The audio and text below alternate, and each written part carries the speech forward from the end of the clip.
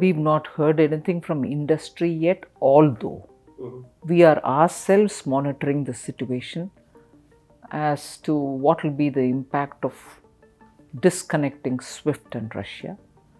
So from the ministry, we are making our own assessments based on inputs also coming from our embassies outside there, and also looking at the possible impacts that can happen for exporters and other payments which are to be made.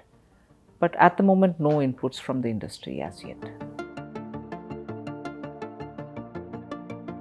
Well, I think well before the budget is finalized, we sit with the departments, which every government would do, but we made sure that with the departments we were picking up realistic figures from them. We were also telling them to give us as much as what will be the spread, how are you going to have it between first quarter and the second, third quarter and the fourth, and so on. And vetted it from the point of view of, are they being realistic? So after that, even during this intermission, like I am going around the country taking the budget, there are officials in the ministry who are sitting and talking with departments about, all right, now this is the amount we fixed. This is what is on the table of the house. Once the parliament approves, that's the amount after the appropriation which will come for you.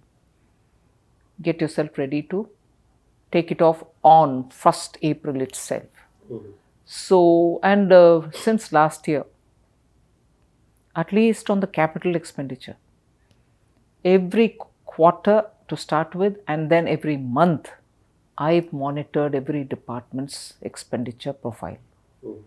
I've questioned them where there has been delay. Particularly after the second wave, there was a problem that people were not available in the ground, so money couldn't reach on the ground for the big CAPEX.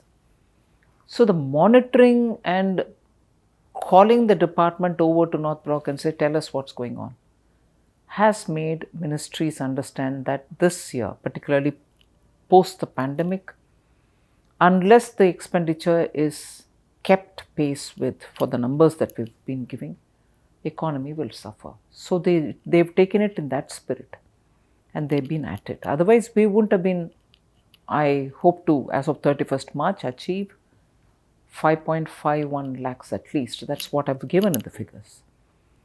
For an increment from 3.4 lakh crores to this and reaching 5.51 wouldn't have been possible unless we kept asking the departments about their performance, not otherwise, but for the fact that unless this money goes to the ground, that multiplier during recovery wouldn't happen. So people have understood and they're going about it. And that's what I think this time all the more I will have to do, because the increase is more than 34% this time. No, we've very clearly been descriptive of the way in which this 1 lakh crore can be used. We very clearly said, look, about 85% of it will be for you to use it the way you want, for a project which is with you, for a project which is already set out and it's in the pipeline.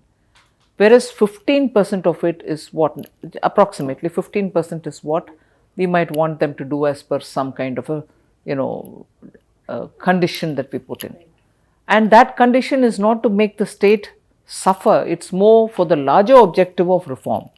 So with reform, which has to be undertaken for various other reasons, ease of doing business can be one, performance can be second, overall the country should be better in its governance can be the third. So we have conditions which are driven from that consideration. So the 15% of this 1 lakh crore will be tied like that, but that's not tied against the state's interests. And the 85 will be left for the state. In fact, I'll go to the extent of saying even clearing pending bills of the current CAPEX, which is ongoing, I've permitted. So states are not going to be worse off. And it's definitely something which we think has been understood by most states. I've had conversation with some of the states. And they are readying themselves so that even by March they send the thing for DPR. So the DPR is being sent for appraisal by the expenditure. And the moment it's cleared, and I hope to do it all in April itself, so that money goes away to the states.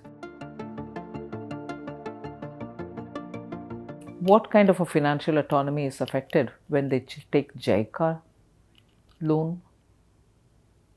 That is also through the center. When you take external borrowing or project funded by multilateral organizations, every state wants it because they have so many such projects. Those are funds which come through the center. Center takes it and immediately passes it on. That's also governed by the same articles of the Constitution. That's not indebted to getting under the control of the center. It's a very lame argument to say, oh wow, the states have also been considered as partners. I can't accept it on its face. I want to throw this out. So I don't want to be indebted to the center. Excuse me. What are the JICA loans and World Bank loans then? You didn't think about it then? Politically, you want to just cry down everything that the center does, unthinkingly. Please cry down if it is not right. But this is unthinking. It's okay when you take JICA, but this is not all right. Come on.